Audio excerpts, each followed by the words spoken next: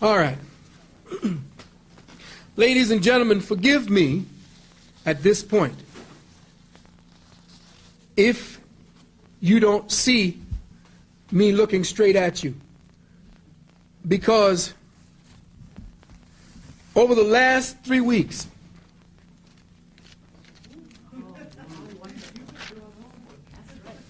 I have been invested in my books to come up with information for you about Christianity.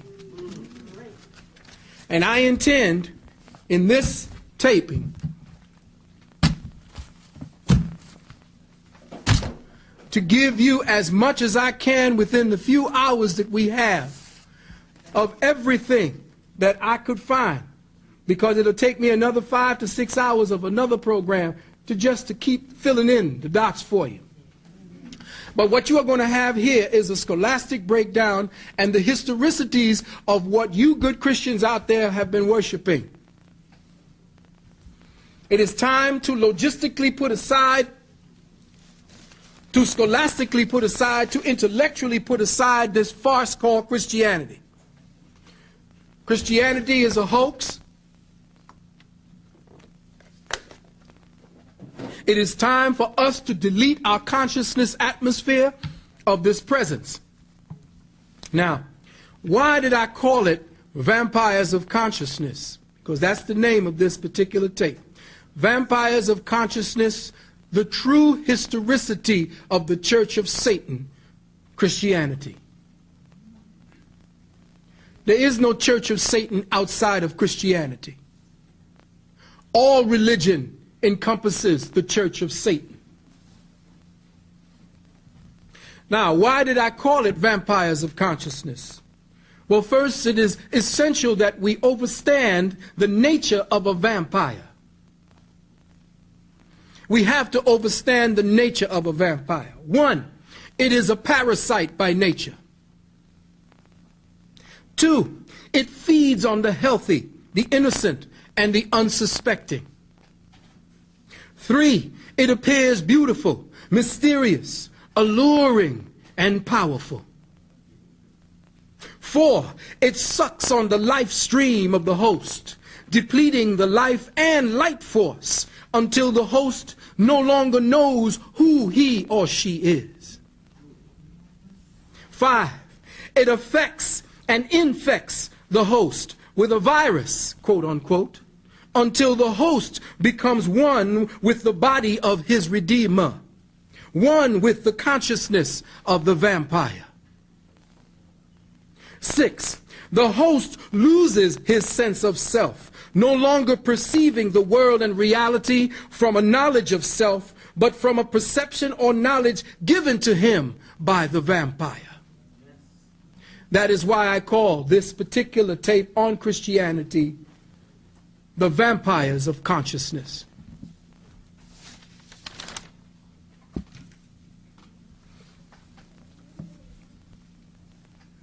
Christianity is crack for the mind and soul. It lives in ignorance. Ignorance is the mother of devotion. Let me repeat that. Ignorance is the mother of devotion. That which you are ignorant of, you worship, because you have no knowledge of what you worship. You believe in things you don't understand, and that's why you suffer. Stevie told you, superstition ain't no way. Christianity is crack for the soul. Religion is the crack pipe.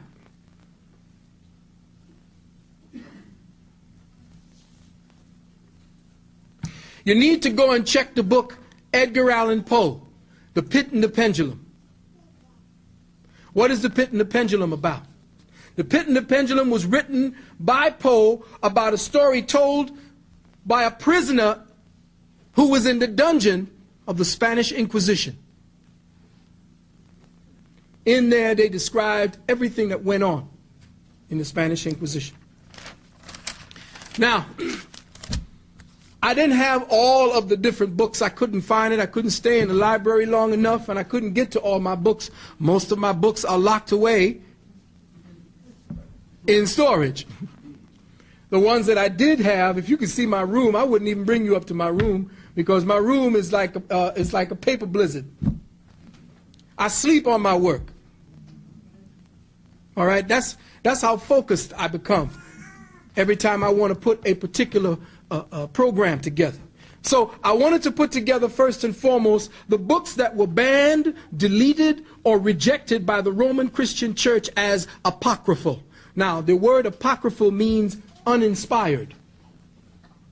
Uninspired simply means that, okay, this one can get through without telling too much. Here are some of the books that were deleted from the Bible. Now, let me first say this to all you Christians out there who believe that your branch of Christianity is the one that say, oh, well, hey, that's Roman Catholicism. That's them. That's the Catholics. No, it ain't. Because the Catholics are your father and your mother. I don't give a damn what Christianity you worship. I don't give a shit what Bible you use. You are still using the texts that came out of the Roman Church under Constantine and the Council of Nicaea at 325. So you can call yourself a Lutheran. You can call yourself a Methodist, Episcopalian. I don't give a shit. You are still a Christian by any other name. You are a branch on the same tree with the same roots. Now, I can only bring out 26 of the books that were deleted. And they are the Gospels of Thomas and Nicodemus, the Proto-Evangelium of James, the Gospel of the Nativity of Mary, the history of Joseph the Carpenter, the Gospel of the childhood of the Redeemer, the Gospel according to the Egyptians, the Gospel of Bartholomew, the Gospel of Judas Iscariot, the Gospel of the Recollections of Peter, the Gospel of Adam and Eve, the Gospel of Barnabas, the Gospel of Barabbas, the Book of the Nazarenes, the Gospel of the Revelations of Peter, the Gospels of the Shepherd of Hermas, the First Epistle of Clement, the Second Epistle of Clement, the Epistle to Barnabas, the Diatessaron or the Gospel of Tatian, the Gospel of the Essenes, the Revelation of Elias, the Hymn of Jupiter of Clementius, the Proverbs of Sirach, the Book of Abu Dazura, the Gospel of Enoch, and the Gospel of the Infancy of Jesus the Christ. Y'all know anything about this? Absolutely not. You heard about the Gospel of Barnabas.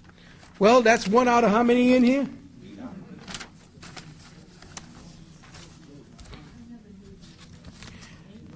Now forgive the bottom of my head or the back of my head, because I'm going to be speaking to you from all of what I have written. It's best for me to just put it down on the record for you, because I have a lot to read to you. The birth of Constantine, the father of Christianity. On the crossroads of the Balkans near a city called Naissus, Naissus, an illegitimate child was born in 274 AD to a rural barmaid who flirted freely with a Roman officer. The boy was named Constantine. He was born in the inn. This boy was ambitious. He joined the Roman military and quickly climbed up to the ranks of soldiery in the east. On the banks of the Danube River, for bravery in the battle on that Danube River, he was made a tribune. He rose to become a Caesar. He made himself an Augustus. Patience, prudence, determination, and optimism brought this son of an innkeeper to the very banks of the Tiber at the head of an army. Now, I'm writing to you based upon my own literary license. You're actually listening to how I write. All right, so it may tend to take on flair because I like to do that. I'm a Libra. I'm an artist by nature. I'm a wordologist. All right?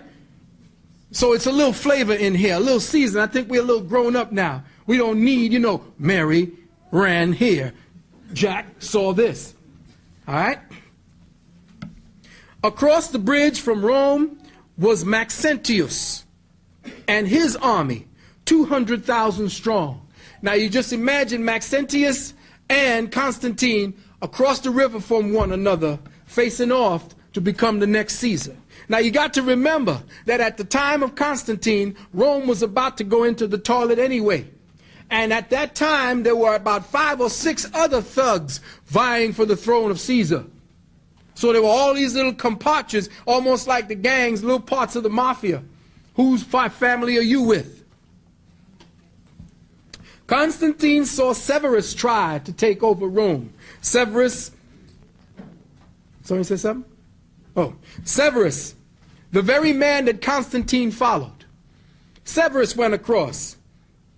No good. He watched Galerius try to cross the Pontemal and failed. At Pontemal, Constantine halted his army and he waited. Now one day during his wait, he had a dream. He saw flaming in the sky a monogram in Greek of the so-called Christ of the gospel. This is the story they're giving to you. In the flame of the burning cross, there were the words, in hoc signo vinces, or in this sign thou shalt conquer. Regarding this particular incident, Eusebius of Caesarea, the father of ecclesiastical history and Christianity, writes, and of course he got flavorful too.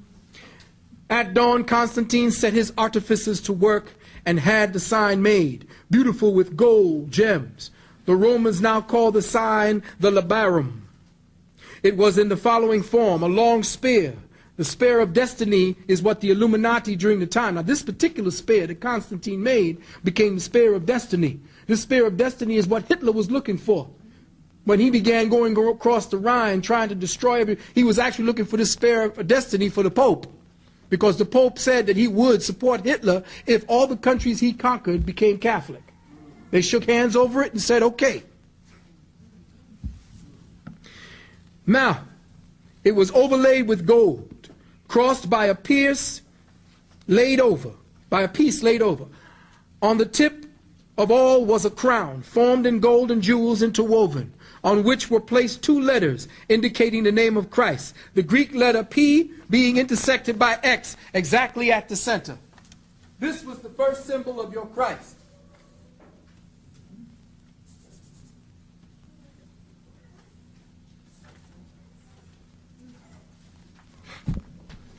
That is the sign that Constantine took into battle to conquer. From the transverse piece which crossed the spear was suspended a banner of purple cloth covered with profuse embroidery and bright jewels and gold. It was a square form, and over it, beneath the cross, was placed a golden half-length picture of the emperor and his children. This standard he ordered to be carried at the head of all of his armies. This was quoted from a book called The Council of Nicaea by A.W. Dudley. Now you're going to get a lot of names of books because I made sure that you could go and find out for yourself. So Constantine with his army and the labarum held high for inspiration, crossed the Tiber and took Rome. But it must be remembered that before all this, in the so-called 2nd century, the Roman Empire had ceased to expand. In the so-called 3rd century, it crashed to pieces. So early in the 4th century, when Roman civilization was in the last stages of its own decline, there were as many as 6 imperial thugs fighting for the throne of the Caesars. One of them was Constantine. But Constantine had one advantage, one hook that he used to gain the upper hand. He discovered that the Christians, or the Christians at the time they were called, would fight for an emperor who favored their religion. They held strategic positions secretly both within and without the society. So he struck a bargain with the Christian bishops, reaped his reward in victory over his rivals, and for this success he made Christianity the religion of the empire and suppressed all other existing systems. It was not the gospel Jesus who established Christianity, but the Roman Emperor Constantine. And it was Eusebius of Caesarea who finished the job of writing his fraudulent history of Christianity. So who knows what might have happened to the cult of Christos had not Constantine adopted it as his state religion. The Roman and Greek scholars of that time mocked and dismissed this baby Jesus nonsense in the manger, and for that they paid with their lives.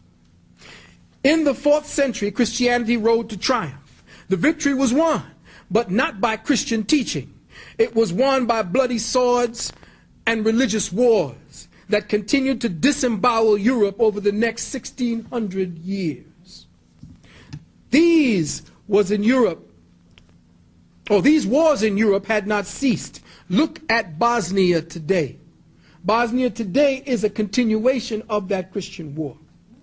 The Christian ministers of Rome thereafter were treated like kings because of Constantine. They were treated like royalty. Valuable gifts were made to the churches, and Constantine gave the palace of the Lateran to Sylvester, Bishop of Rome. This act was the beginning of the papal ascendancy. This palace was once the estate of Fausta, F-A-U-S-T-A, the wife of Constantine. Then began the systematic murder of these initiates of the ancient mystery system who refused to accept the new faith. Maxentius was Constantine's first victim. Maximian was his second. Licentius was his third. Galerius was his fourth. And you have to remember, as we go on, that he murdered his brother-in-law, he murdered his wife, and he murdered his mother, all of who would not support this new religion. Laws were instituted forbidding any other forms of worship in Rome. Churches were ordered built, and temples to the mysteries, which were actually schools at that time, at the command of Constantine, were put to the torch. In his work, The First Council of Nicaea, page 19, I'm giving you the pages, author Dudley writes, in all his orders respecting the church affairs, he acted like an ancient pope. This is Constantine. Heresies were cursed and condemned, and heretics deprived of their rights of holdings, meetings, and their houses of prayer were taken and bestowed on the Catholic Church. Their books were ordered to be sought after and destroyed. End quote. All persecution by the Church of Christianity, written on the pages of ecclesiastical history, began with Constantine and extends to the present day. The Christian emperor was the first to forbid free thought. You think about that. Big Brother ain't coming from no government. Big Brother has been with us for the last 2,000 years. In a group of writings called the Hibbert Lectures, a man named Renan translates, we search in vain through the collection of Roman laws before Constantine for any enactment aimed at free thought, or in the history of the emperors for the persecution of abstract doctrines. Not a single savant was disturbed. Men whom the Middle Ages would have burned, such as Galen, Lucian, Plotinus, all lived in peace, protected by law. Now, you got to remember, let's just take a little bit of prehistory before this happens. The light of the world had already been shining. Where was that? Kem, Egypt. Remember that all of the information, Rome was worshiping Isis, quote unquote.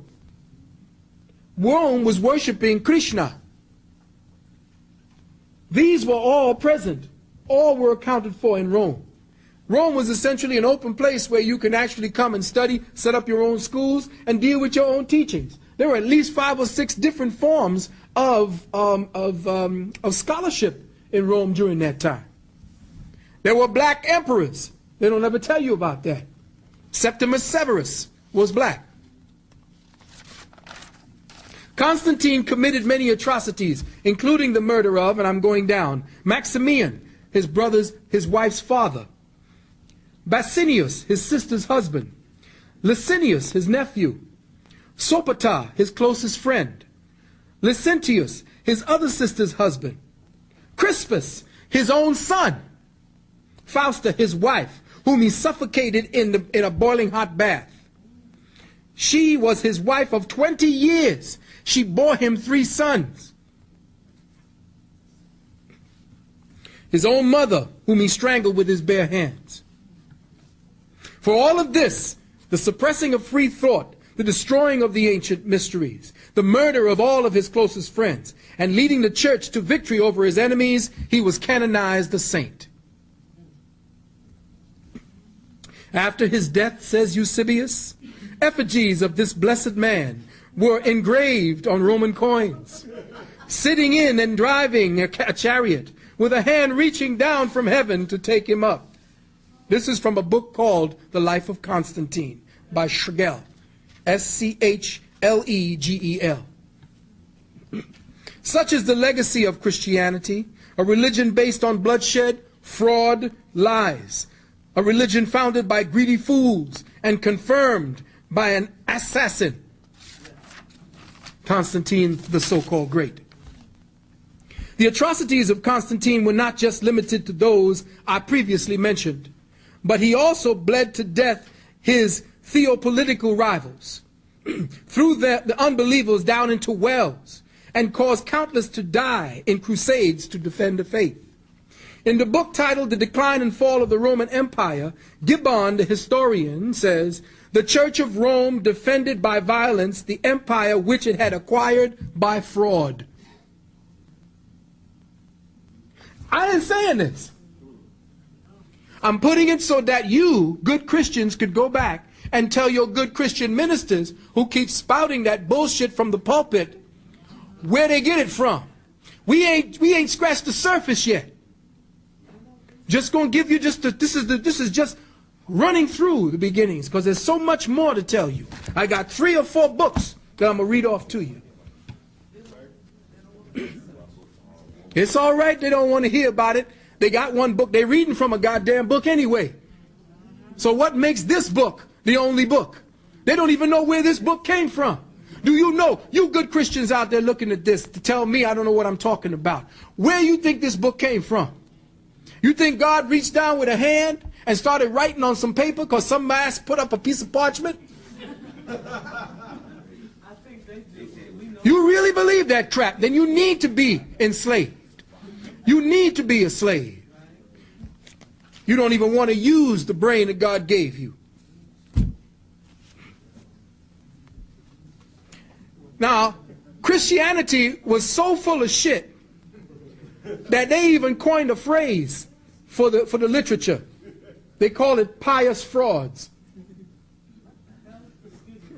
It's all right. Pious frauds were the sanctification of ecclesiastical lies.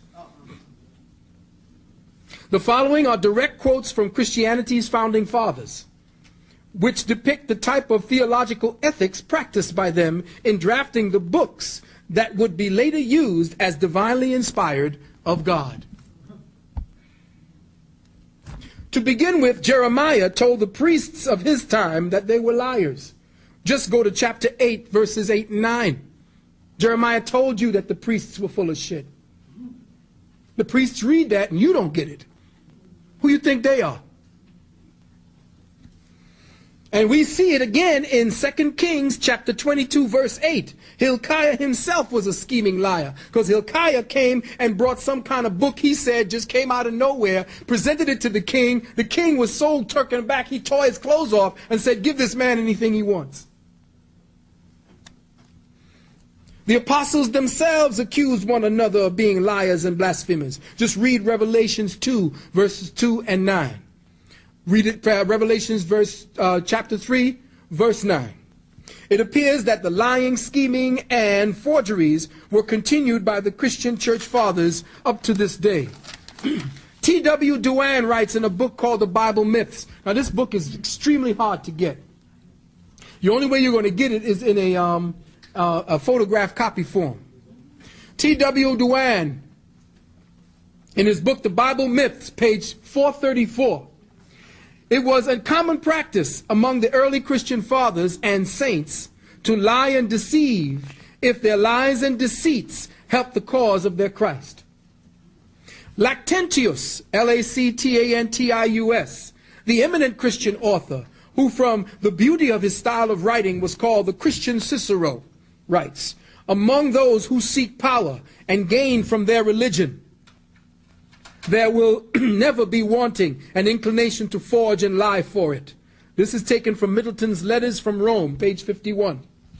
Gregory of Nazianzus, or Nazianzus, Nazianzus, Nazianzus,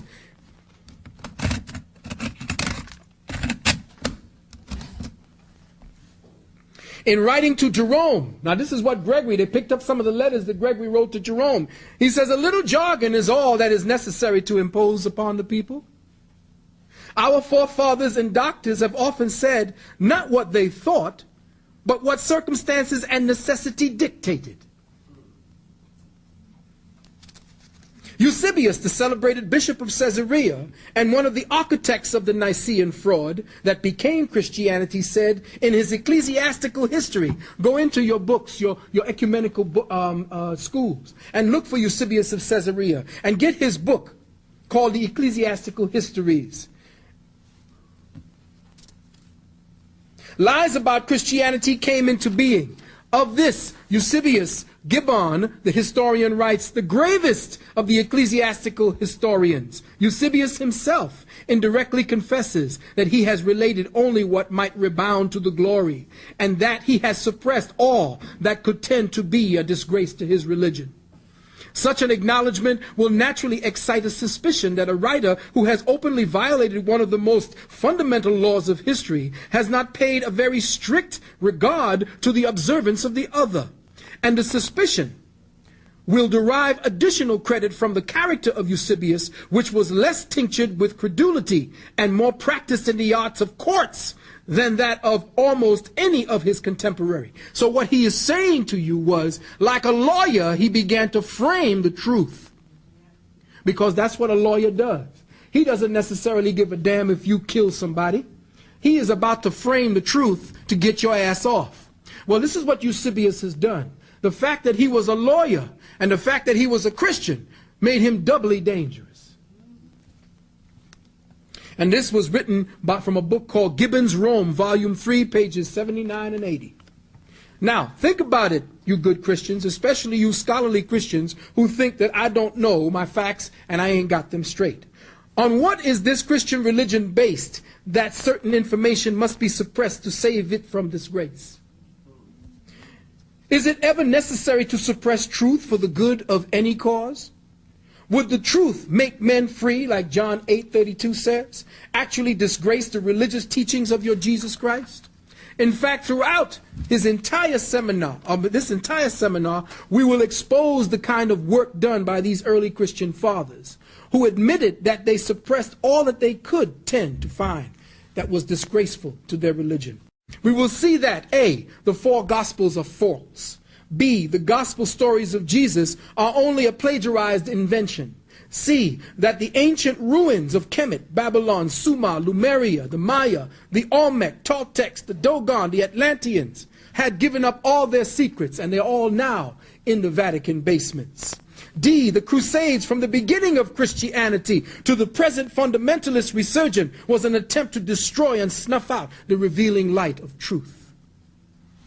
In the book Histoire de Manichès, volume 2, page 568, the theologian Bessoudroit says, we see in the history of Christianity, such I have related, a sort of hypocrisy that has been perhaps too common at all times.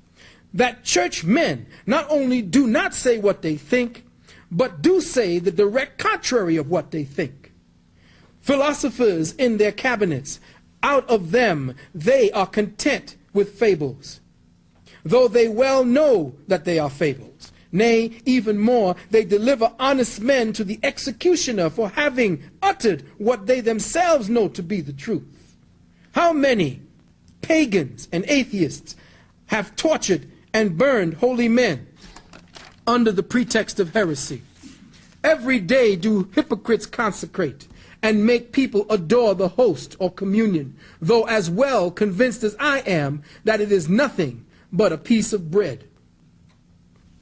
You Christians and Catholics out there, go up and get your communion. Y'all really believe that bullshit that that's Christ. Y'all really believe that motherfucker on the there is drinking the blood of Jesus. Y'all really believe that crap. Yet still, when you go down to buy a used car, if they were pulling the same bullshit they were in the church that they were pulling in that church, they'd be closed down by the Better Business Bureau. But what you would tend to be skeptical of with a used car salesman, you believe wholeheartedly with the priest. You suspend completely all of your common sense, all of your logic and reasoning, to believe. To believe. We some sorry asses. The theologian T. Reeves, in his Apologies of the Fathers, as quoted in Taylor's Syntagma, page 170, writes, "It was a Catholic opinion among the philosophers that pious frauds were good things, and that the people ought to be imposed on in matters of religion. Thus, when institutions were founded on fraud, murder, deceit, and falsehood, then pious frauds are good things for those who depend on it for their power and profits from these institutions." Johann Lorenz von Moscheim, in his work Church History, Volume 1, page 198, writes, "It was held by the church that it was not only lawful but praiseworthy to deceive, and even to use the expedient of a lie in order to advance the cause of truth and piety." What more Orwellian bullshit can you read into that? Of this type of mentality, their own Bible has plenty to say. The law says, "Each after his own kind. Men do not gather grapes from thorns, nor figs from thistles." Matthew 7 and 16. Now listen carefully to me. All you Christians out there speaking the crap about, hey, we don't want to hear all the information. We don't want to hear all of the work that you went in talking, all the books by people who existed at that time. What Christianity is now, those weren't the real Christians. That's the excuse. That's the mind programming. Those weren't the real Christians. We're the real Christians. Well, your Bible itself says, each after their own kind. Men do not gather grapes from thorns, nor figs from thistles. Read Matthew 7 and 16. But also go to Luke chapter 6, verses 43 and 44. "For every tree is known by its fruits, and a corrupt tree bringeth not forth good fruits." Wait a minute now. All you Bible thumpers, I'm going to your Bible.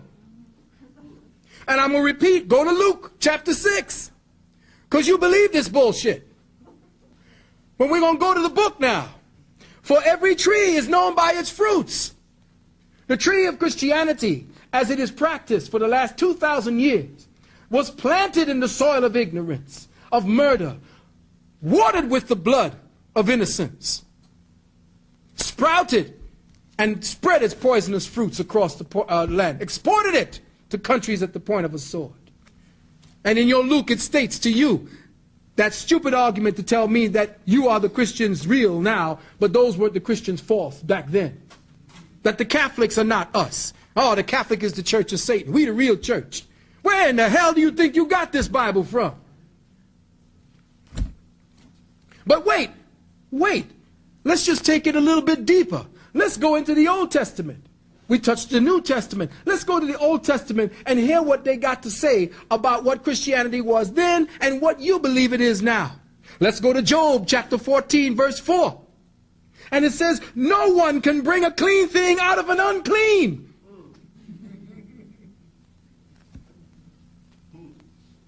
Check. No one can bring a clean thing out of an unclean thing. And Christianity is the filthiest, the bloodiest. You're going to see how filthy when we start quoting from this book called Dirt.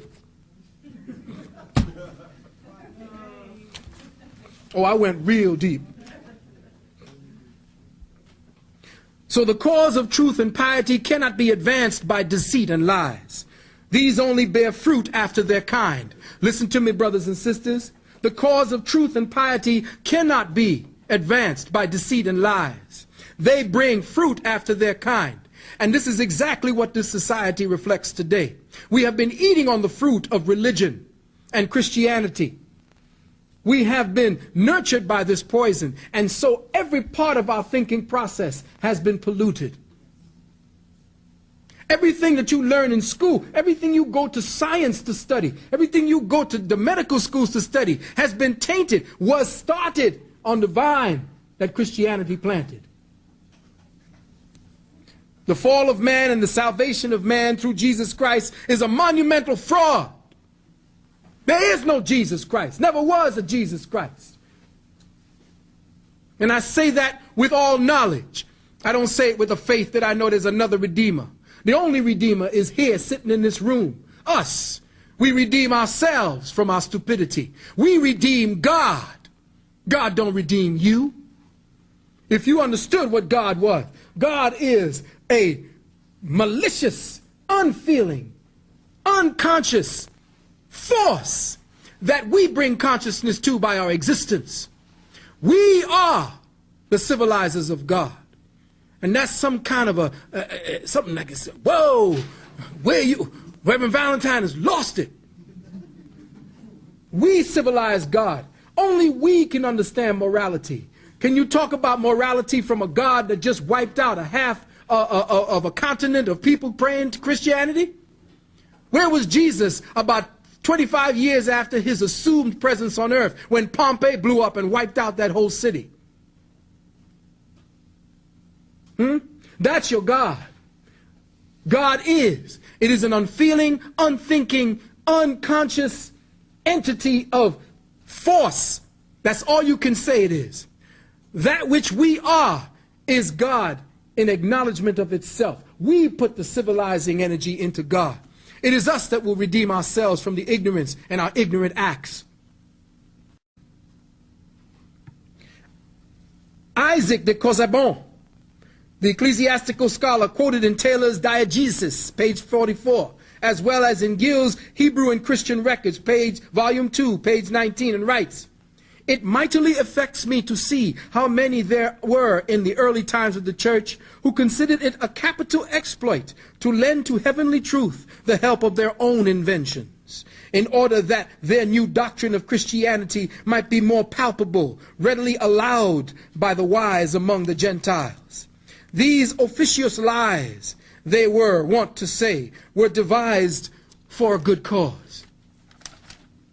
Again, from Taylor's Syntagma, page 52, he quotes the Orthodox Christian scholar and Englishman Dr. P. Burnett from his thesis De Statu Mortuorum. Quote, "He purposely wrote his thesis in Latin that it might serve for the instruction of the clergy only, and not come to the knowledge of the laity, because too much light is hurtful for weak eyes."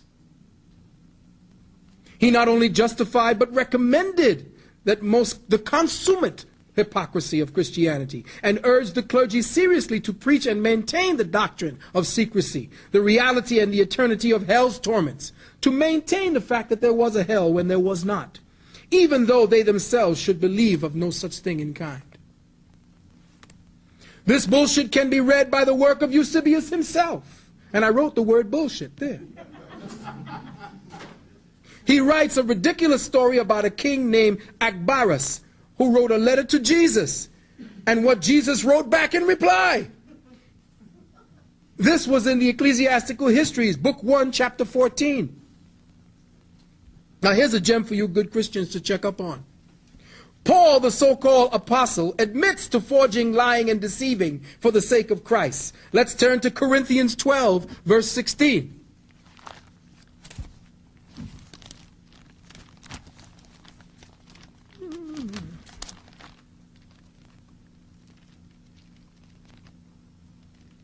Talk amongst yourself.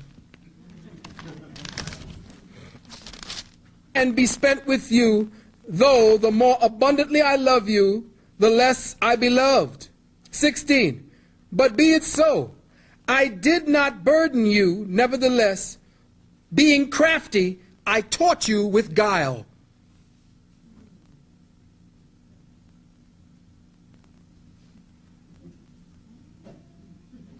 Oh, it's in your Bible. Oh, we ain't even got to the meat yet. 2 Corinthians. But they not only lied, deceived, and committed forgery, the Apostle Fathers absolutely destroyed all evidence against them and their crimes. They destroyed all evidence of the bogusness of their religion. If there is anything that is certain about the Church Fathers and Christianity, is that they always seem to be afraid of too much light being shed upon them and their true history. And remember what your Apostle John said in the 3rd chapter, verse 19 and 20. Let's read it out loud for all you good Christians to hear. We'll go to John.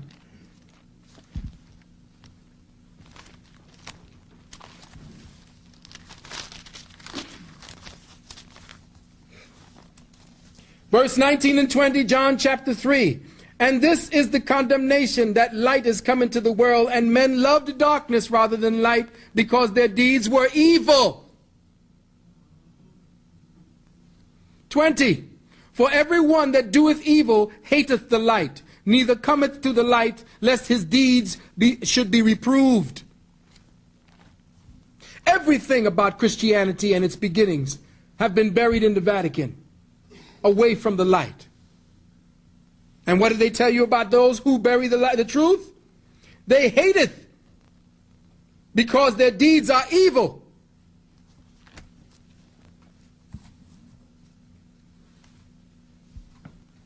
I myself, here and now, in all the subjects that I attempt to teach to you, ascribe wholeheartedly to John 3, that you got to come out into the light. Which reminds me that I know this tape goes down to different places, because I get calls from all over the country about these brothers and their tapes. And there's some people down in Atlanta who's spreading some vicious gossip about me, and I want to put it out to them. I think I know who it is. Now, the gossip went by way of Chicago to New Jersey and then got to me. See, they don't know who I know. And they don't know that there's certain people that's very close to me that already know who I am and what I do. Now, I ain't never pretended to you that I was holier than thou, was I? Did I ever tell you that I walked on water? And that I was all this goody two-shoes? I've been a low-life motherfucker from the beginning, right? Yeah. But I told you it was real. I don't give a shit what you put in the tabloids, just spell my name right. But if you're going to put something in there that makes some sense. They had me having an orgy in Atlanta, in a hotel. Now, this orgy was supposed to have been going on, and the manager called the person who booked me in the hotel, said, don't want me back there again. Now, at the time, I was going with my lady, who was down there at the time, and all of you all know Sister Tassili. She and I were together for about 1.5 years, 2 years. That was it. Now, whoever it was that supposedly spread it up to Chicago. Chicago came my way. People were upset. So I'm just putting this out there to the brother or sister, and to both, who I think it is. If it's who I think it is, I'm expecting a phone call from people who are going to tell you, and you're going to call me. Now, the brother up in Chicago who was trying to spread it called me because I told him that I was going to put his name out there. But the brother called me. We had a nice little talk. We stopped the shit there. But you who started it, I want to hear from you too. Because if I don't hear from you, I'm going to go the way of Bobby Hemmett. And I'll put it out there. Enough said. When the printing press was first invented, we read in Middleton's work called Letters from Rome, page 4, the following quote by the Catholic Cardinal Wolsey, W-O-L-S-E-Y, who foresaw what effects the invention of the printing press would have on Christianity at that time. And he said, if we do not, this is a quote, if we do not destroy this dangerous invention, it will one day destroy us. Dude must have did some heavy readings back then, because it damn sure is. The author T.W. Duane in his book, Bible Myths, and I will be quoting from Bible Myths copiously, because this book is the death knell. This was the spike. This was the wooden stake right in the heart of Christianity. He dropped all the information. This is from page 438. There can be no doubt from the evidence, quoted by Duane, found that had the objections of Porphyry, Heracles, Celsus, and other opponents of the Christian faith been permitted to come down to us, the plagiarism of the Christian scriptures from previously existing pagan documents in the specific charge they would have presented to us is the specific charge they would have presented to us. These works were ordered burned by the prudent piety of the Christian emperors, end quote. Porphyry, who existed between 205 and 270 AD, was a philosopher and a student of Plotinus. He was also a scholar who published a 15-volume work against Christianity. He wrote 15 volumes. Could you imagine? And back then, when you were writing, it was no printing press. You were writing by hand. This man took 15 volumes. Dr. Lardner, the theologian historian, writes, Porphyry's objections against Christianity were held in the greatest esteem with the Gentile people for a long time, and the Christians were not insensible of the importance of his work, as may be concluded from the several answers made to this work by Eusebius and others in great repute for learning. The Christian fathers had this great work destroyed, and all that has come down to us are only the portions quoted by others about the work. Celsus, who lived in the 2nd century AD, wrote a work entitled The True Word by Celsus. You need to go into your Catholic libraries. And he wrote it against Christianity. Doubt if you might find it there. You may find it in the Theosophy Lodge on 72nd Street. It too was destroyed by the Church Fathers. Any writings about Celsus would most likely be quoted from other people writing about Celsus. The chief source of knowledge about Celsus came from Origen and the works written against it. Now, Origen was so screwed up. Let me tell you about what Christianity did and what they've been destroyed, what they didn't realize about Christianity.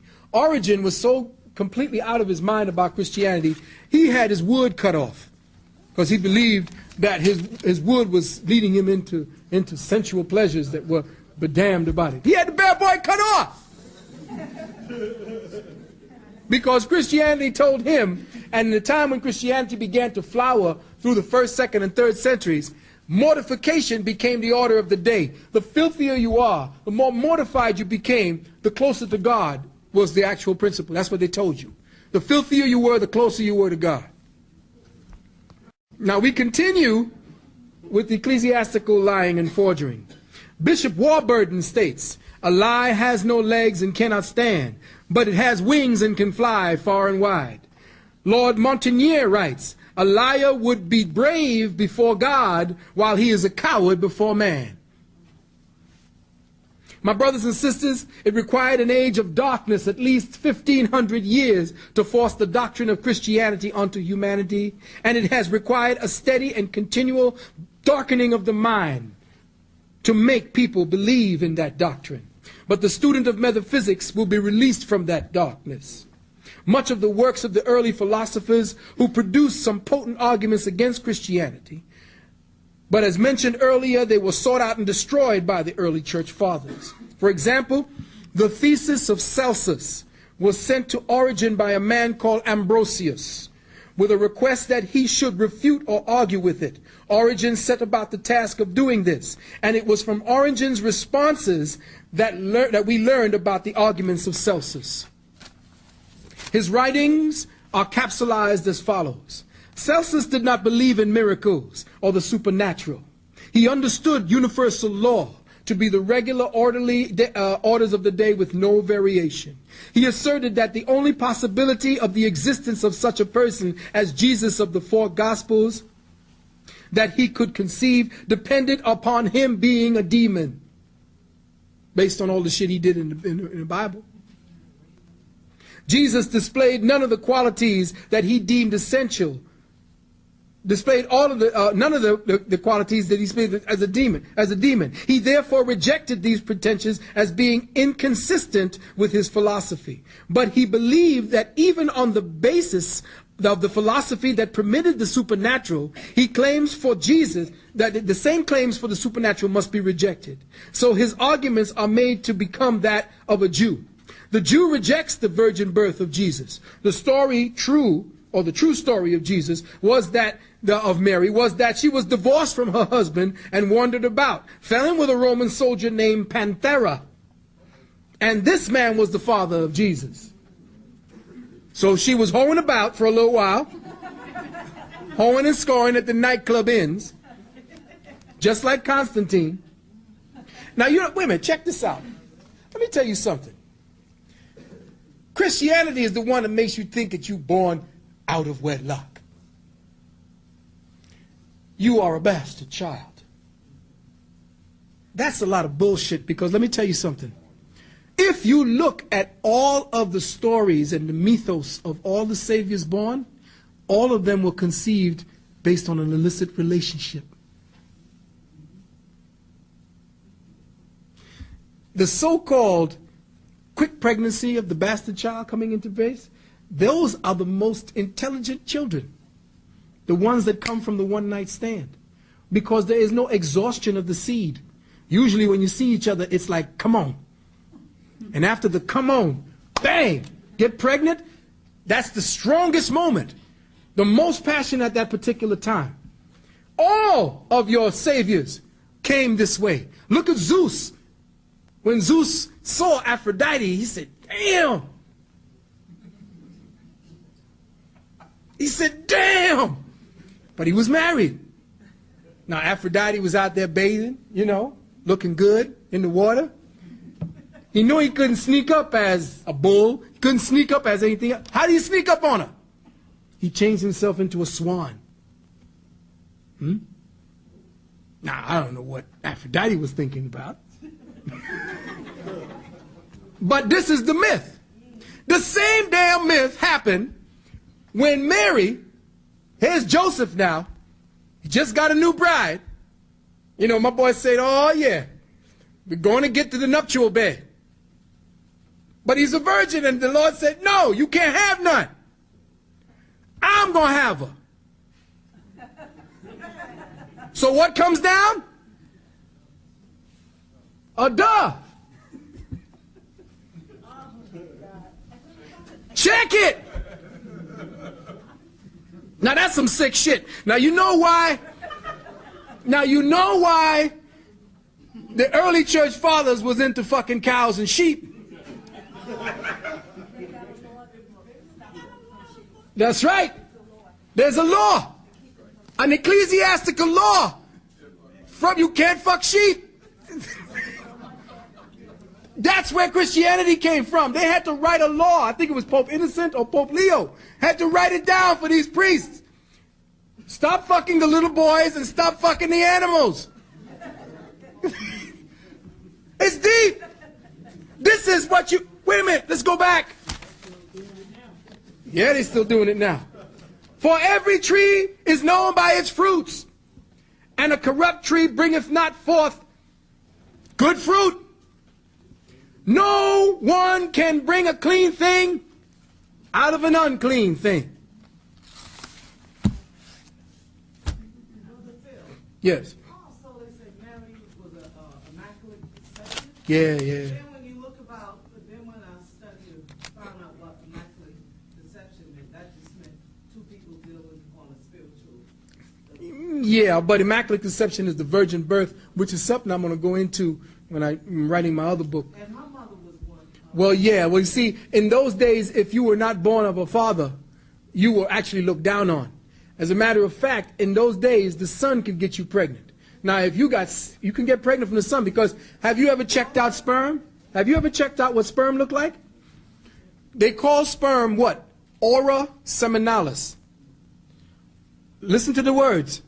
Ora seminalis. If you look at the head of the sperm, there's a halo around it.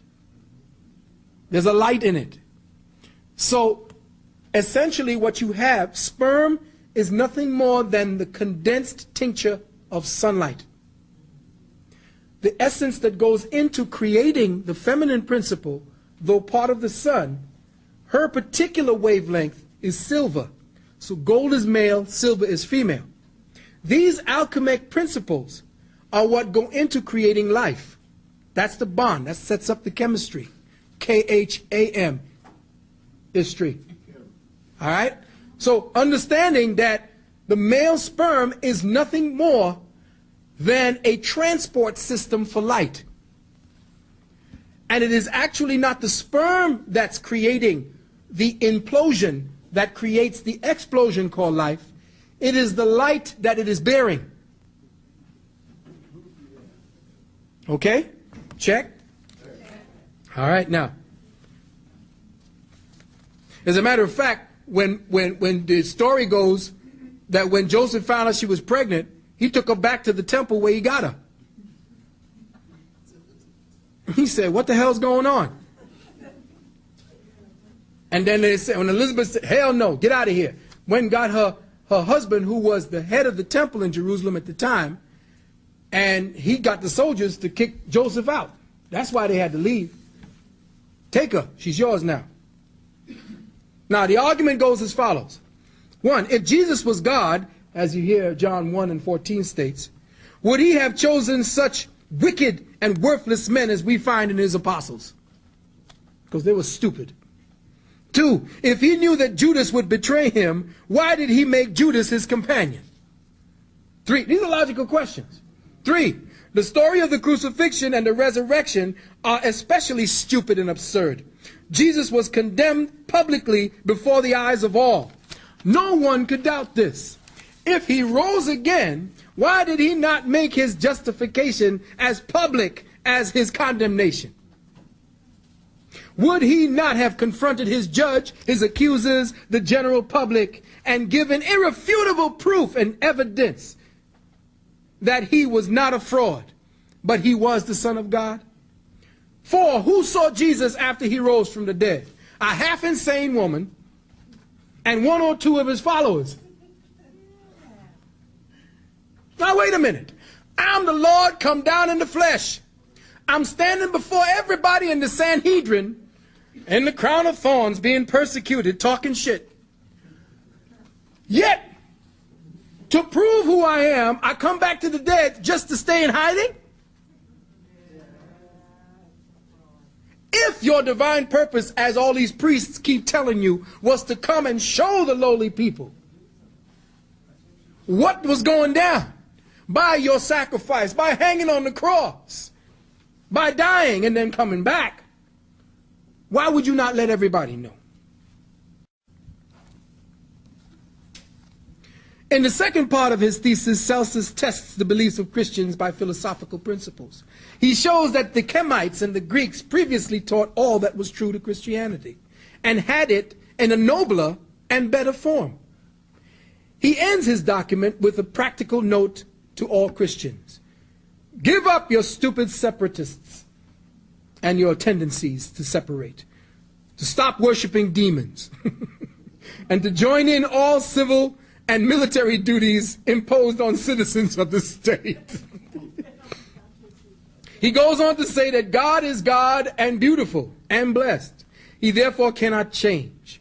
For if he were to change, it would only be for the worse. Therefore God cannot come down as a man. This is what he's saying. See? Check it out now. Has he not the power to do all things without assuming a material body? Does he not know all things? Is he not able as God to do everything that he would do as incarnated God? And no real advantage is gained by men, for they do not know God any better by seeing him in a bodily form. God must be seen by the soul or the spirit, and men are deceived if they imagine they know him better by seeing him in a corruptible body. You understand what I'm saying? The only time you should be seeing any God is within and from within. Anytime you see any man walking, you get sick and tired of looking at him. You're seeing him eat, piss, shit, and they say, well, damn, he's just me. Wouldn't he have served it better than to come down and did something else? Than to come down as we are? What is it being said that? That you are that. I know I got a little perverted slant on shit, don't I? All right. All right. I just wanted y'all to know that, I don't abjure the Christians themselves. I abjure the ignorance under which they are comatose. They got the bite in the neck. You can see the 2 teeth marks when a Christian comes up. You can see the Walking Dead when they ring your doorbell and put that awake in your face. They look dead.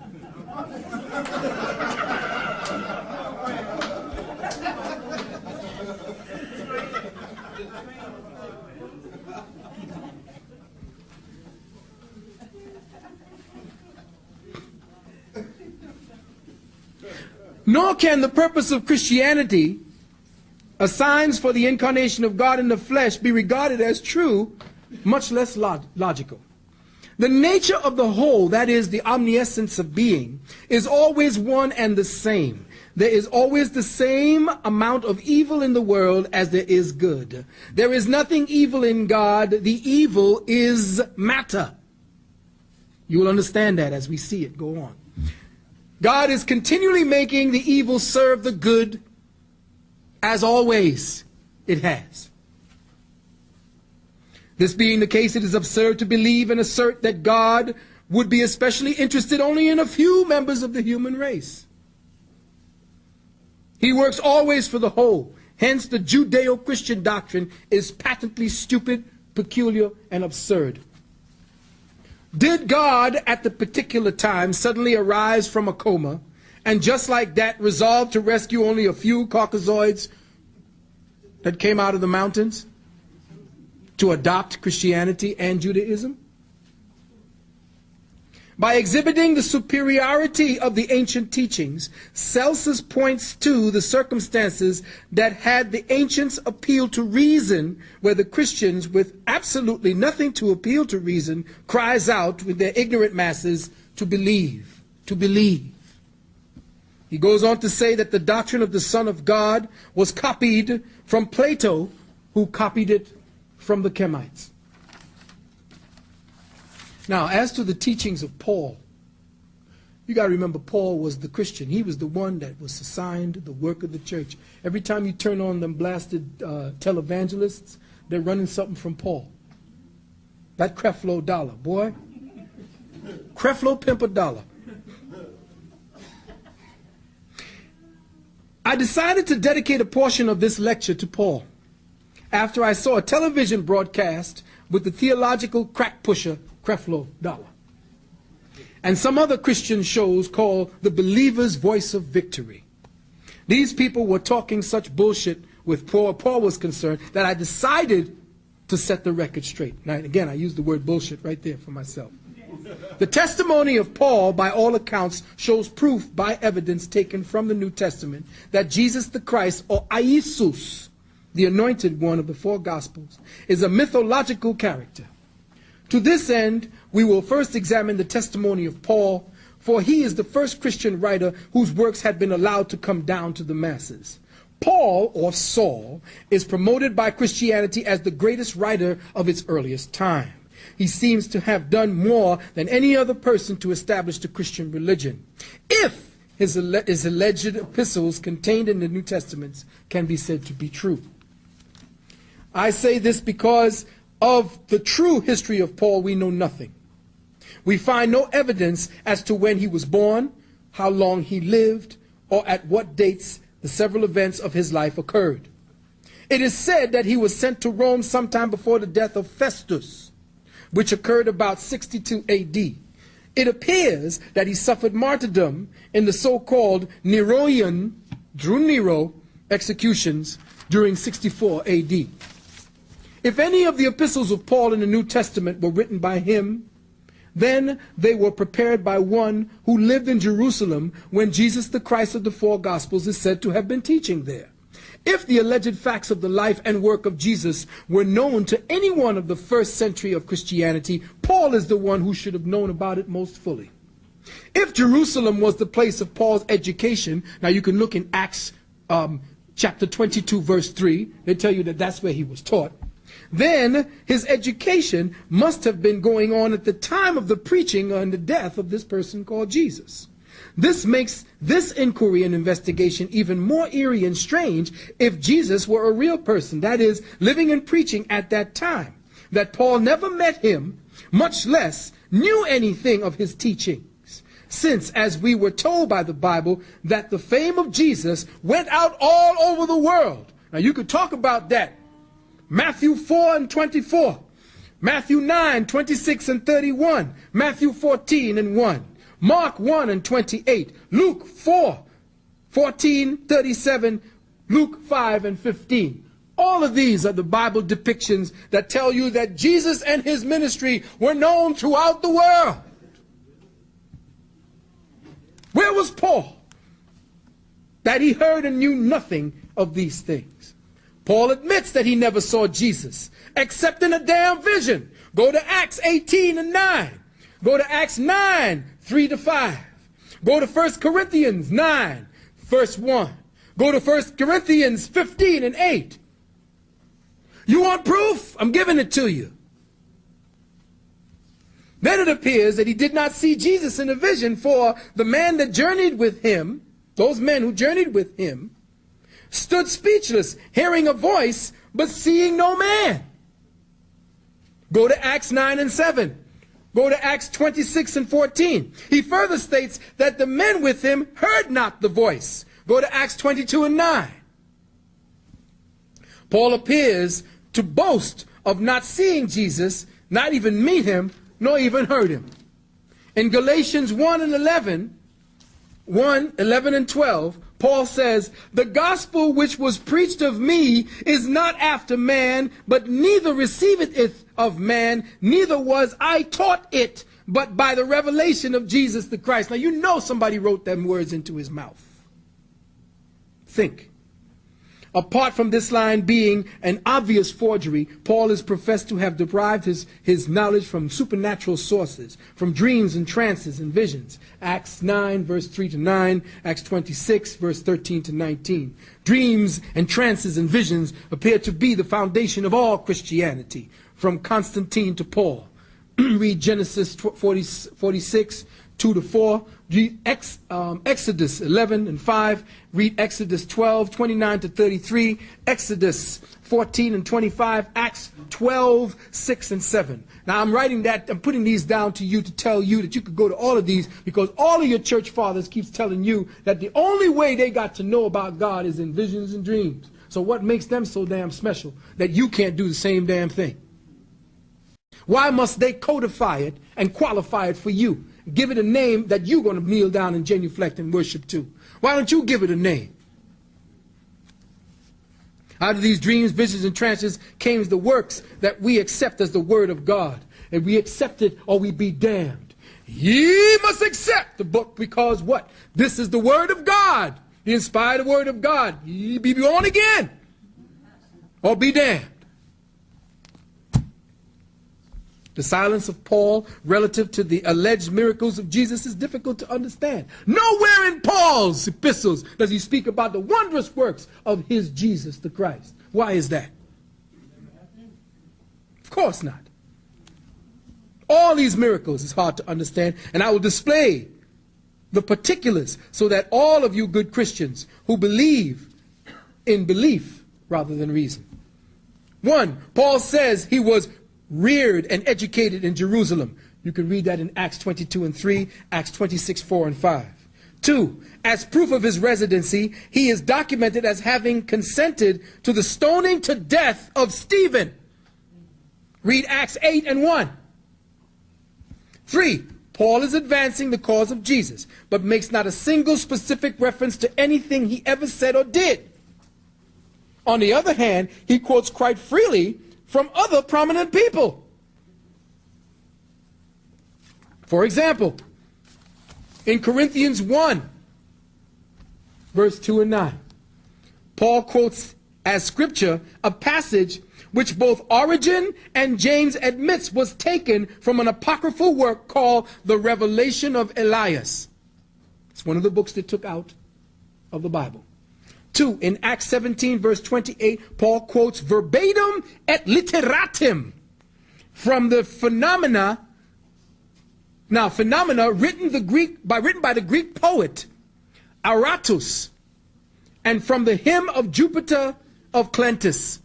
This is, if you read in Acts 17 and 28, this was taken from a Greek poem called Aratus, or the poet called Aratus, and it was a hymn to Jupiter. 6, the saying, evil communicates corrupt good, evil communications corrupt good manners, in 1 Corinthians 15 and 33, was quoted by Paul from the Face of Menander, one of the 7 wise men of Greece. This was a book. The Face of Menander was one of the teachers in Greek, and it says here, he took the word, evil communications corrupt good manners. This, 1 Corinthians 15 and 33, was taken directly from that work. In the book of Titus, chapter 1, verse 12, he quotes from the Greek poet Epidentus and calls him a prophet. But with all the above, he never quotes from the Gospels of Jesus, from the 4 Gospels, not once.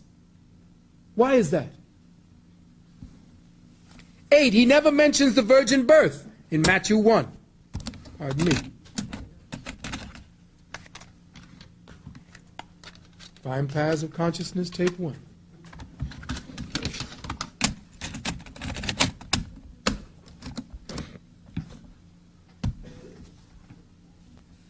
He never mentions the virgin birth, Matthew 1, 18 through 21. 9, he knows nothing about the voice from heaven saying, this is my beloved son, from Matthew 3 and 17. He knows nothing of the transfiguration, from Matthew 17 and 2, Mark 9 and 2. He knows nothing of the alleged miracles performed by Jesus. He knows not the slightest knowledge of the teachings of Jesus. He stated quite emphatically that he was made a minister of the gospel, which had already been preached to every creation under heaven. Read Colossians 1 and 23. If he is preaching a gospel that was already preached to everyone under the sun, why are they ascribing Paul this particular gospel, saying that he was one of the acolytes of Jesus and he's sort of putting it up? Now, he preached a God manifest in the flesh who had been believed in the world in Timothy 3, 1 Timothy 3 and 16. In fact, this previous reference could not have been to Jesus, whose doctrine had not been preached at that time, nor generally believed in the world till ages after that time. 15, Paul knows nothing of the Sermon on the Mount, Matthew 5, 1 through 12.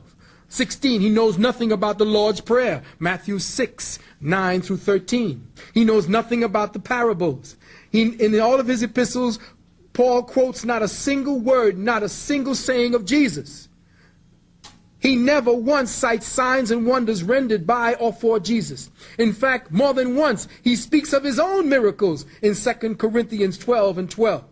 But he positively refuses to discuss any miracles except those signs done by himself or by the influence of Jesus. Romans 15, 19, 18 and 19. When preaching at Jerusalem, Paul omits those marvelous incidents that were the career of Jesus and fails to describe them even to the Gentiles. 22, the population of Lystra was more than anxious to worship Paul for merely curing a cripple. Those at Melita said that he was a god because he was not killed by a serpent. Read Acts 28 and 6. Those in Ephesus loved his tailoring expertise because Paul could sew. Read that in Acts 8, 19 and 12. Now, all of these things that Paul are talking about, how is it that Creflo Dollar can sit up there and talk about the fact that Paul was talking about Jesus Christ? He was not talking about Jesus Christ. He was talking about Jesus the Christed. Now, we're going to get back to Paul.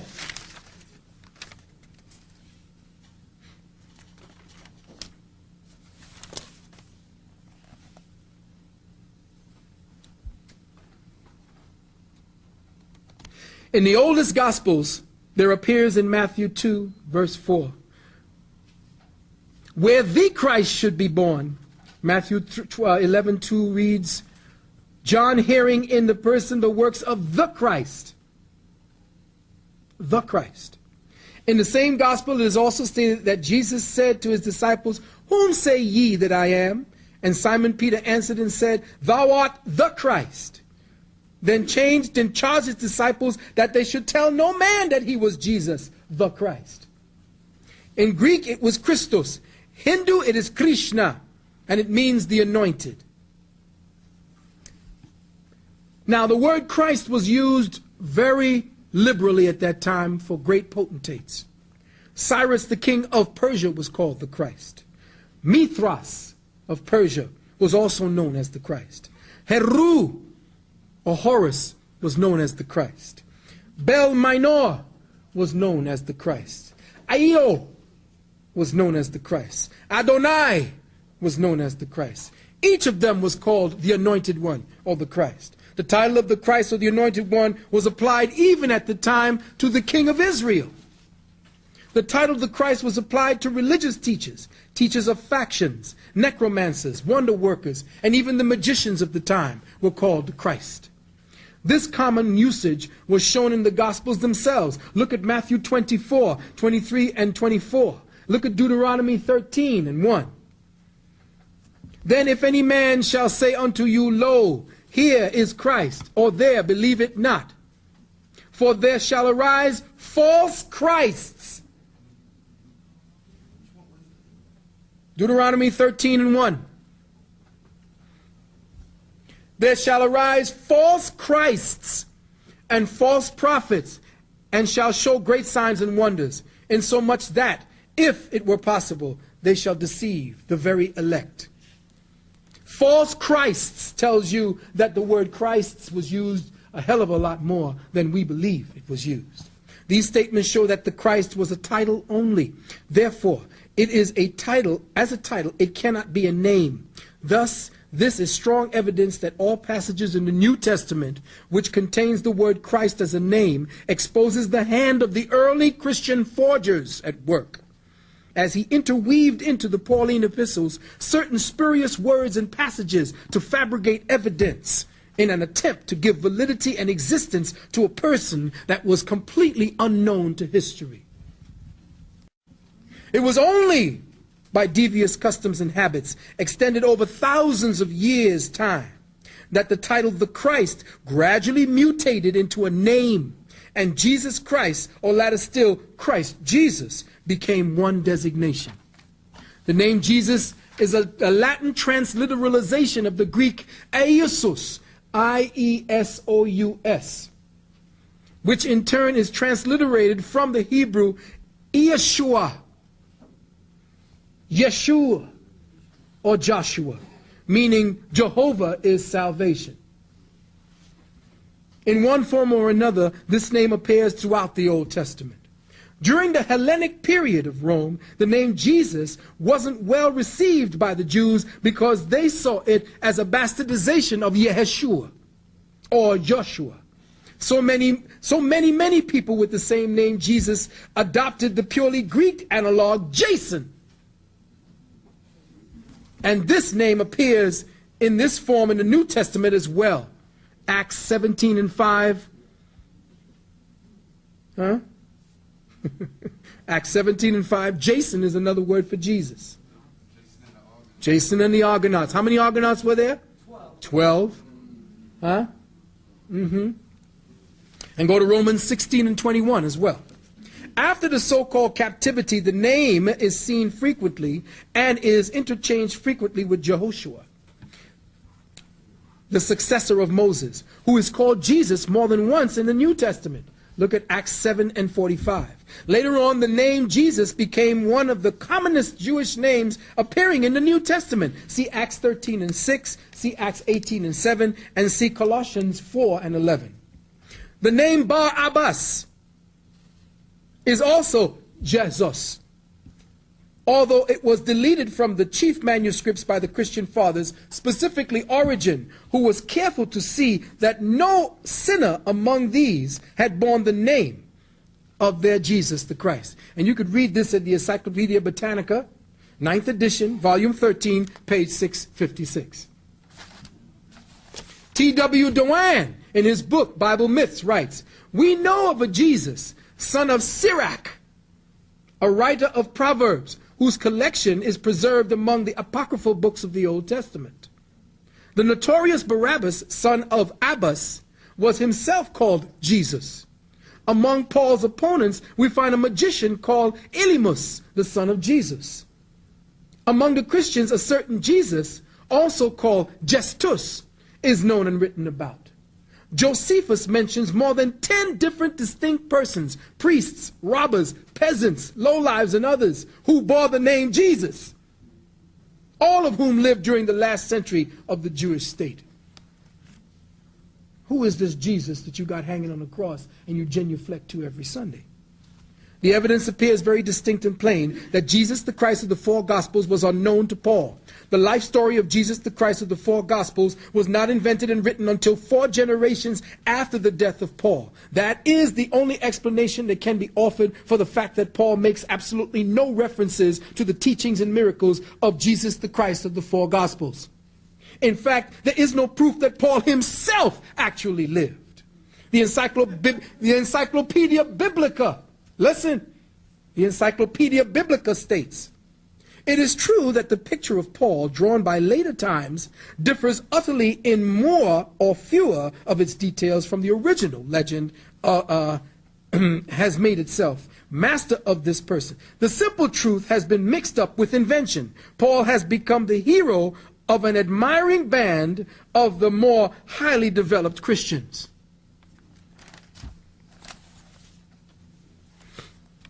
Now, Marshall J. Gauvin, Gauvin, wrote a book called "Did Jesus Really Live?" And on page 58, he says, check it out. Now, this is from the Encyclopedia Biblica. He took it from here.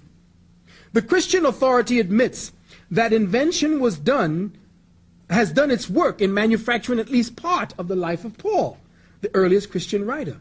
In truth, the ablest Christian authors and scholars reject all but 4 of the Pauline epistles as being spurious." Listen carefully, people. This is in the Encyclopedia Biblica. They reject all but 4 of the epistles as being spurious. Some maintain that Paul was not the author of any of them. The very existence of Paul is questionable.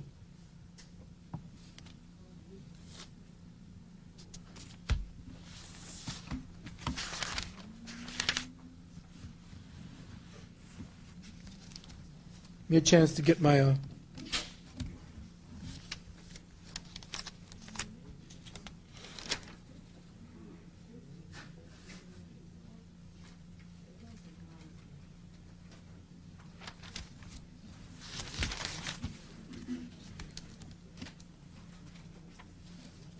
Now let's talk about the crucifixion, because all you folks just love to talk about how he died on the cross for us. Yep. Let's talk about all this stuff about the crucifixion.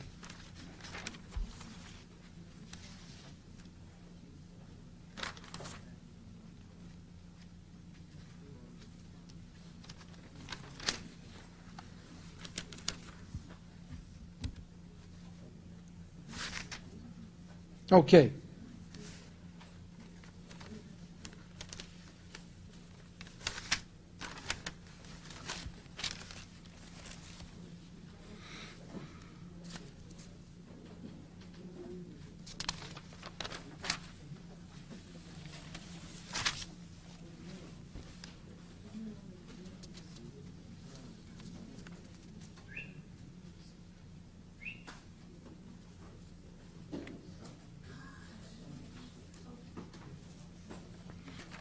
The 16 Crucified Saviors. Have you read that book?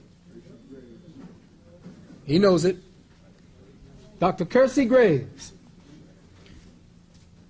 Page 129 and 130.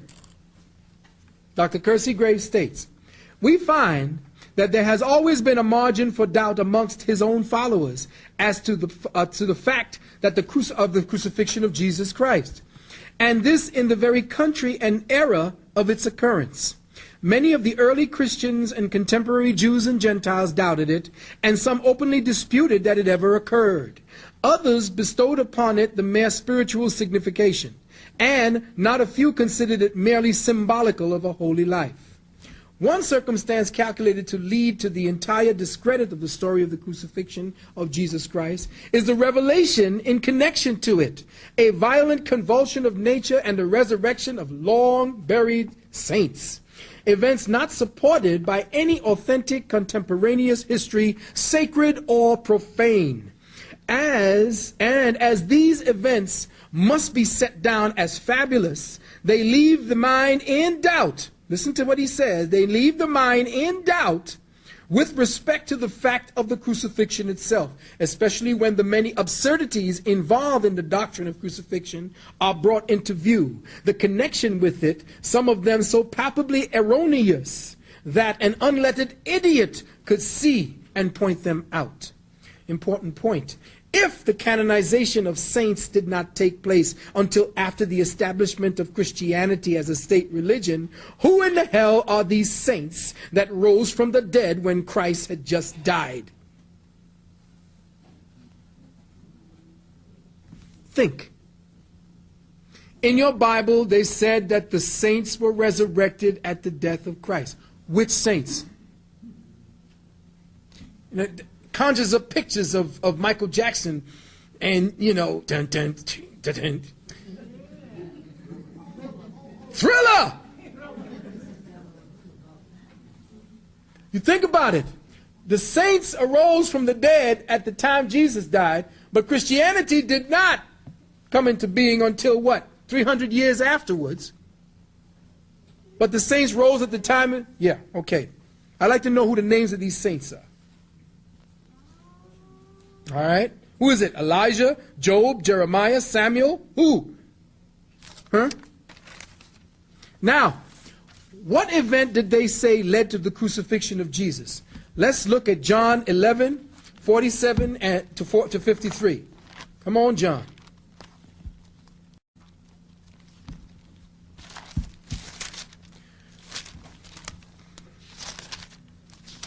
We're doing it the way you would do it, right? Your minister tells you, turn to John. I wish I had all y'all with your Bibles. Turn to John 11, 47 and 53. 47, they gathered the chief priests and the Pharisees a council and said, what do we? For this man doeth many miracles. 48, if we let him thus alone, all men will believe on him, and the Romans shall come and take away both our place and nation. And one of them, named Caiaphas, being the high priest, that same year said unto them, ye know nothing at all. Now check out how the medical killers work. Nor consider that it is expedient for us that one man should die for the people, and that the whole nation perish not. Don't that's what they say about keeping the fact that they kill people in the hospitals constantly? Think about it. And this spake not of himself, but being high priest that year, he prophesied that Jesus should die for that nation. And not for that nation only, but that also he should gather together in one the children of God that were scattered abroad. Then from that day forth they took counsel together for to put him to death. Now, I'm reading that because what is to come will show you something completely contrary to what you have been perceiving. Now, the specific thing about putting him to death, his miracle of raising Lazarus from the dead, on learning of it, the Jewish council met, and from that day forth they took counsel together for to put him to death. This is the most improbable and ridiculous statement if you know the truth about Roman history at that time. And it's an insult to reason if you look at it deep enough. First of all, who would kill a man if he could raise a festering corpse back to life? I'll be going back to all my peoples. Yo, they're going to want right there. Raise him, raise her, Leave that motherfucker. Raise him. There you go. All right? If this crucifixion was a fact instead of a fable, it seems odd that the four Gospels contain so many contradictions about this one event. Ain't nobody got it straight. For example, the Luke version states that a multitude followed Jesus as he went to his execution, and also a woman wailed and lamented him, Luke 23 and 27. But the other Gospels don't seem to agree. John says that he and Jesus' mother, along with Mary Magdalene, his wife, by the way. See, Mary Magdalene was his wife. There were many Marys. All right? And that's another story I'm going to tell you later on to show you how, by the writing that in Jewish law, Mary Magdalene, based upon everything that they would do, that you said, I am not yet, that the things that Jesus was saying, would show you that they were following Jesus' Hebrew law or Jewish law, and that the only role that Mary Magdalene could have been playing was one of Jesus' wife, because of what it is that Jesus was telling her to do. And only the wife would do that. That's because they don't teach you Jewish history when they're teaching you Judeo-Christian history. Matthew denies John's account. Now, John says that he and Jesus' mother, along with Mary Magdalene and two other women, were right at the cross at the execution. That's John 20 and 25. Matthew denies John's account. This is in Matthew 27 and 56. And so does Mark on 15 and 40, where the both of them state that Mary Magdalene with other women in Galilee were far off someplace. Luke says that the women of Galilee stood afar off. John said they were at the cross. Now check this. Just a couple of days before the crucifixion, Jesus had raised a man from the dead a couple of miles outside of town. This is in John 11, 43 and 44. He just raised somebody from the dead. This miracle alone, the Bible states in John 11 and 45, as well as John 12 and 9 and 11, many Jews at that time began to believe on him. That's what the Bible said. The Jews began to believe on him. And even the priests and Pharisees were constrained to witness and knowledge to his miraculous powers. Read John 11 and 47. The priest was saying, damn, this boy got the flavor. Yet, Matthew, Mark, and Luke know absolutely nothing of this incident because they don't talk about it. Why is it that John is the only one who knows about this man doing something that nobody should have been able to do? But instead they tell of this mocking and cursing and reviling by the spectators as he was suffering. Luke says that even the soldiers joined in on this type of conduct. You read Luke 23 and 36 for that. All the Gospels agree that lots were cast for his clothes. And you could read that in 22 and 18. Even the part about the thieves were in accordance with Jeremiah 48 and 27.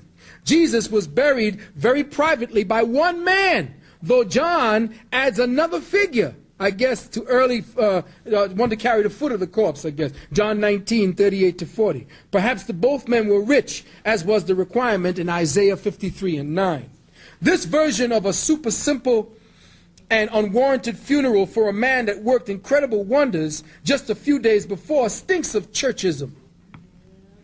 In contrast, a man named Stephen, shortly after, was murdered by a mob, but was buried by devoted men, who right there in Jerusalem made great lamentations over Stephen. Acts 8 and 2. Wait a minute, you just killed the Messiah. The dead got up. The earth quaked. I raised the dead, the blind to see, the deaf to hear, the lame to walk. And couldn't get another motherfucker to carry my feet to the grave? And here goes Stephen. Who the hell is Stephen? They killed this sucker. Stone him at the insistence of Paul. Yet still there's people all over him, crying and wailing and gnashing of teeth. Ain't nobody dealing with the logic. Stephen had no fame, not even as a prophet. He didn't raise the dead, walk on water, make the blind to see, nor was he announced and acknowledged by a voice from heaven that was heard by the Son of God. Matthew 3 and 17. There was no earthquakes at his death, nor did the corpses of the dead pop out of their graves and walk the earth. Consequently, this Jesus must have been a nobody. That is, compared to Stephen. Such miracles are supposed to have occurred at the death of Jesus when the earth quaked and the rocks were rent. That was in 1 Kings 19 and 11. When the dead rose up out of the graves, read Daniel 12 and 2. And the vial or the mishak of the temple was torn. That's in Isaiah 22 and 8. All culminating in the Roman centurion admitting that this is the Son of God. Matthew 27 and 54, would seem to be enough to bring out the whole damn population at his burial. There should have been a mob of fans, and even the priests themselves, to see if he could raise himself off the dead.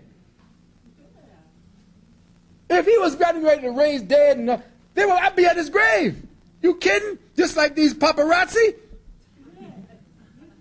Okay, you did it for them, but let's see you do your own shit.